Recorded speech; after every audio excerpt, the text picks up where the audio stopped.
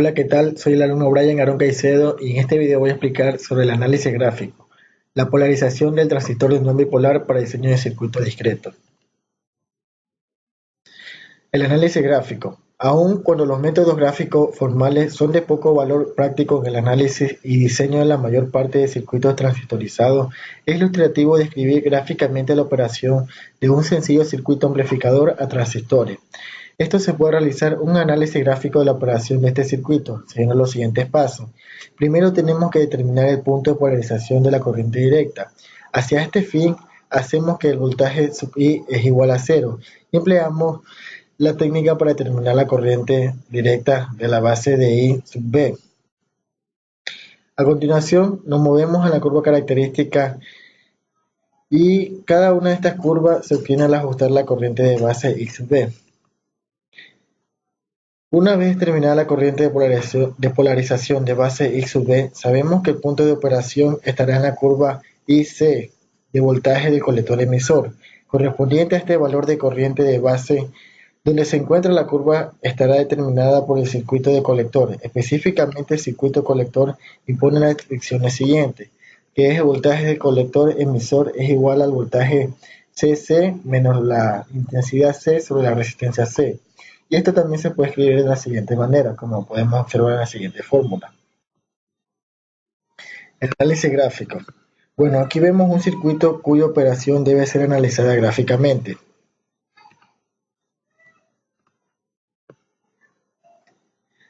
Aquí vemos un plano cartesiano y esto nos trata de decir que la construcción gráfica por la determinación de la corriente de CD de base de circuito mostrada en la figura anterior.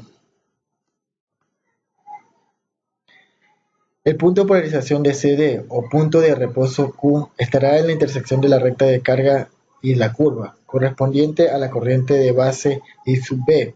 Las coordenadas del punto Q dan la corriente de CD del colector, de la intensidad del colector y el voltaje del colector emisor activa, y además debe estar localizada de modo que tomen en cuenta una oscilación razonable de señal a medida que se aplica la señal de entrada.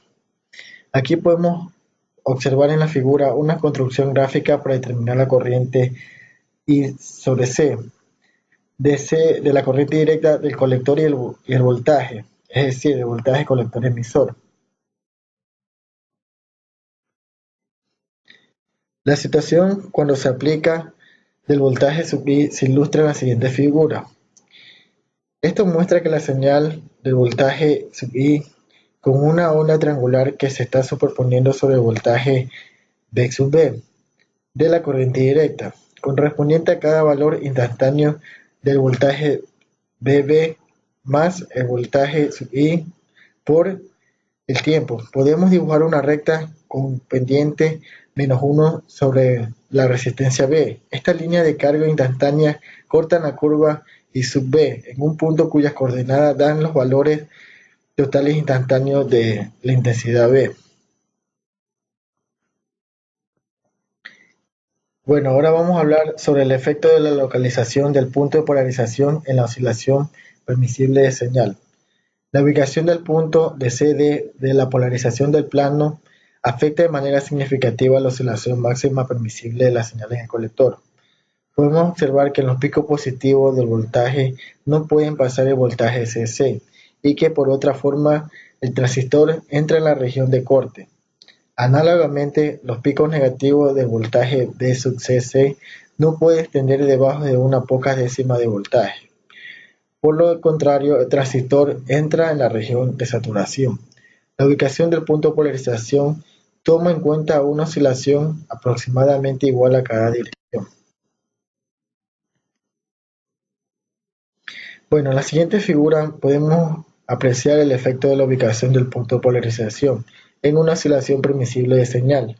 La recta de carga A resulta en un punto de polarización Q sub A, con una correspondiente de voltaje colector emisor, que está demasiado cerca del voltaje del CC, y así limita la oscilación positiva de voltaje colector emisor. En el otro extremo resulta la recta de carga B, en un punto de operación demasiado cercano a la región de saturación, limitando así la oscilación negativa de voltaje colector emisor. La polarización del transistor de no bipolar para diseño de circuito discreto. Bueno, un problema de polarización es establecer una corriente de CD constante en el emisor del BJT. Esta corriente tiene que ser calculable, predecible e insensible a variaciones a temperatura y las grandes variaciones del valor de beta encontrada en transistores del mismo tipo. Otra consideración importante en el diseño de polarización es ubicar el punto de polarización de corriente directa en el plano. Bueno, en esta sección trataremos diversos métodos para resolver el problema de polarización en circuitos transistorizados, diseñados con dispositivos discretos. Los métodos de polarización para diseño de circuitos integrados. Bueno, en la siguiente figura se muestra la distribución que más se utiliza para polarizar un amplificador de transistores, si solo se dispone de una fuente de alimentación. La técnica consiste en alimentar la base del transistor como una parte de voltaje D sub CC de alimentación por medio de divisor de voltaje, es decir, R1 y R2. Además, un resistor R sub E está conectado al emisor. Se muestra el mismo circuito con la regla del divisor voltaje sustituida por equivalente de Thevenin, como podemos apreciar en las siguientes fórmulas. Bueno, en el siguiente video vamos a explicar sobre las configuraciones básicas de amplificadores de transistor de unión bipolar de una etapa y el transistor como interruptor, corte y saturación.